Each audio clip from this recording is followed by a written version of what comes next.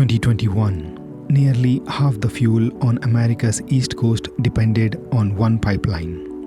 Then a ransomware note lit up Colonial Pipeline screens. Gas lines formed. Stations ran dry. The open question was brutal. How does a password stop gasoline? Tonight's corporate breach case is not a Hollywood zero-day against every pump on the East Coast. It is narrower and more physical. Criminal ransomware on Colonial's business computers. A precautionary shutdown of the line that moved the fuel. One legacy login in the blast radius. Colonial Pipeline is not a gas station brand. It is infrastructure. A refined products line from Texas toward New York. Gasoline, diesel, jet fuel. Senate testimony and wire reporting put it near 45% of East Coast fuel consumption. Airports, ambulances, ordinary drivers, all downstream of the same pipe. On the morning of May 7th, 2021, an employee in Colonial's control room saw the ransom demand. Per CEO Joseph Blount's public testimony, IT systems were encrypted. DarkSide, a criminal ransomware crew, wanted payment for a key. Colonial notified the FBI. The clock on the physical line started then. How did they get in? Not a magic exploit against the pumps. A compromised password for a legacy VPN account. Remote access that was not supposed to still be alive. Investigators from Mandiant described an inactive profile without multi-factor authentication. Hearing testimony and contemporary reporting support that chain. One factor, one password, door open. Blount told senators the password was complicated, not a cartoon Colonial 123. That line is from Reuters' coverage of the hearing. Complexity did not save them. Without a second factor, a stolen string was enough. Think of it as a spare key left under the mat, then forgotten, then found. Mandiant's public recounting ties first VPN access to about April 29th, then days of quiet before the May 7th note. Dwell time, the gap between a login and a crisis. That window is where corporate language gets thin and where the next turn starts. Here is the first turn. The failure mode was not exotic malware against steel and walls. It was remote access hygiene. If the ransomware hit business systems, not the pumps themselves, why did the East Coast still feel the shutdown?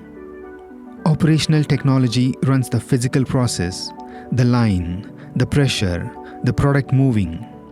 Information technology runs billing, email, corporate systems. Contemporary reporting, including CNN, said billing and business systems were in the blast radius. Colonial shut the pipeline as a precaution. Containment continuity. Fear of lateral risk. The pumps were not the confirmed encryption target. The decision still turned them off. The line went dark. Public timelines put operations beginning to return around May 12th. Roughly 5 days of suspended normal flow. President Biden was briefed. Wiredesk called it a jugular for East Coast supply. Cyber stopped being abstract. It became a fuel story. On the ground, the map was the southeast and mid-Atlantic corridor Colonial served. Reuters and regional reporting described panic buying and station outages, lines, empty pumps, price spikes. First responders and airports sit downstream of the same refined products. When the jugular pauses, ordinary life notices first. Washington moved paperwork as fast as trucks. The Federal Motor Carrier Safety Administration issued a regional emergency declaration. Hours of service relief for fuel haulers across many states and DC. That is in the FMCSA declaration text. The EPA issued fuel waivers to ease supply rules. A password story had become a federal logistics story. Second turn. If the physical risk was containment, not confirmed, 0T encryption, why pay? Blount later said it was the hardest decision of his career. He said he put the country first. Officials generally discourage ransom payments. Colonial paid anyway. The demand was 75 Bitcoin, about $4.4 million at the time. Blount's testimony and the Justice Department's press release confirm the payment. Colonial paid. DarkSide provided a decryption tool. Reporting said the tool was slow. Backups and business continuity did the real lifting. Paying bought a key. It did not buy a clean ending. Double extortion sat in the background. Contemporary reporting described roughly 100 gigabytes taken. Treat that as reporting, not a Colonial confirmed inventory of every file. Steal, encrypt, pressure. The classic ransomware squeeze, even when the physical line is the headline. Who was DarkSide? The FBI and company testimony framed it as a financially motivated ransomware operation, not a nation-state sabotage plot. Criminal economics. Affiliates, a brand that later faced pressure and public wind-down claims. Treat rebrand theories as soft claims. Corporate breach tracks what officials and primary documents support.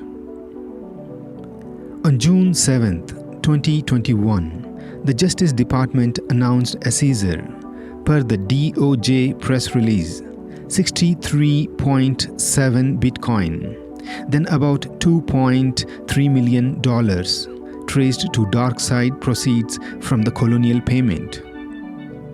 Most of the ransom was clawed back. That does not undo the gas lines. It does change the ending. For drivers, this was not a slide deck about VPN hygiene. It was a closed station on the way to work. For truckers, emergency rules and longer hauls. For pipeline operators, a control room warning that became a national crisis. Cyber risk stopped looking like someone else's IT ticket. It looked like empty pumps. In June, Blount sat before the Senate Homeland Security Committee. His written testimony and the hearing transcript are the record. Legacy VPN, not intended to be in use. Defenses compromised. A public accounting of a private decision to pay. Congress wanted the mechanism. The country wanted fuel. Third turn. The decryptor arrived. The coins partly returned. The open questions did not. Why was an unused remote door still unlocked? How long was quiet access normal before the note? And who, in a crisis, decides that IT pain means the physical line must stop? The lesson is concentration risk at infrastructure scale. One remote access mistake becomes a regional fuel story. Multi-factor authentication is not a buzzword here. It is a second lock on a door that should not have been ajar. Sworn testimony and Mandiant's public description support that failure mode.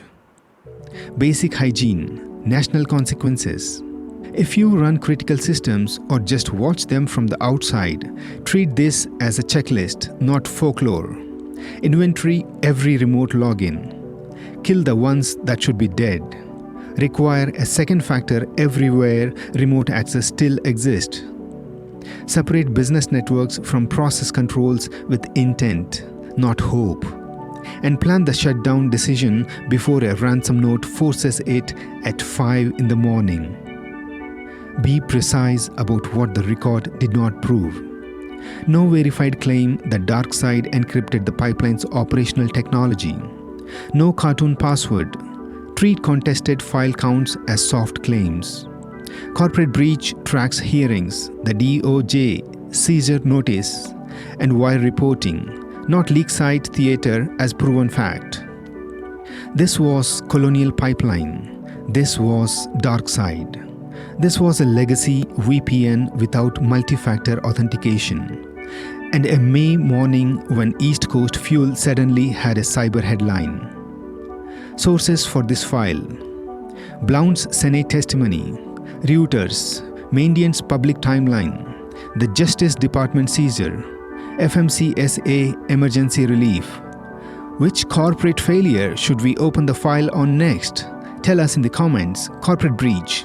Case filed until the next critical systems learns a password is not a perimeter.